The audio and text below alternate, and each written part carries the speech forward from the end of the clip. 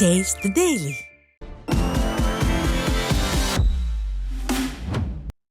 தூத்துக்குடி மாவட்டம் திருச்செந்தூரில் சாலை மறியலில் ஈடுபட்ட விசிகவினருக்கும் காவல்துறையினருக்கும் கடும் வாக்குவாதம் ஏற்பட்டதால் பரபரப்பு ஏற்பட்டது. சடையன் கிணறு பகுதியில் கட்சி கொடி கம்பத்தை புதுப்பித்து நடுவதற்கு காவல்துறை அனுமதி மறுத்ததை கண்டித்து விடுதலை சிறுத்தைகள் கட்சியினர் சாலை மறியலில் ஈடுபட்டனர்.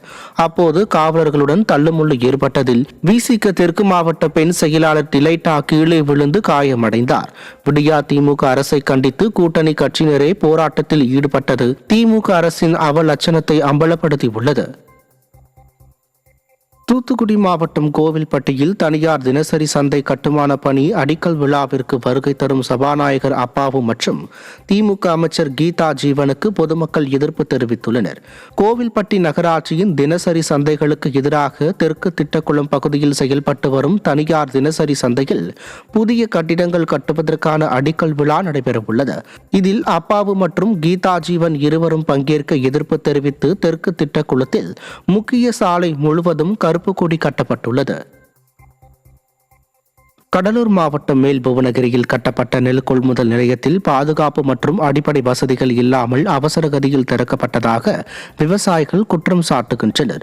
தமிழ்நாடு நுகர்பொருள் வாணிப கழகத்தின் மூலம் 62.50 லட்சம் மதிப்பீட்டில் கட்டப்பட்ட நெல் கொள்முதல் நிலையம் 2 அடி முதல் 3 அடி தண்ணீர் தேங்கும் பகுதியாகவும் இங்கு வந்து செல்ல சாலை வசதி உள்ளிட்ட அடிப்படை வசதிகள் இல்லாமல் அமைக்கப்பட்டுள்ளதாகவும் விவசாயிகள் எதிர்ப்பு தெரிவித்தனர். ஆனால் திறனற்ற திமுக அரசு மக்கள் வரி பணத்தை வீணடித்து கடமைக்கு இந்த நெல் நிலையம் திறந்திருப்பதாகவும் விவசாயிகள் வேதனை தெரிவித்தனர்.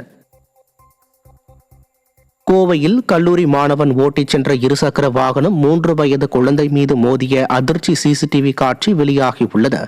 கண்ணப்பன் நகர் பகுதியைச் சேர்ந்த சத்திய நாராயணன் புல்லட்டில் அதிவேகமாக சென்று கொண்டிருந்த போது முருகன் நகர் பகுதியில் விளையாடிக் கொண்டிருந்த குழந்தை மீது மோதியது.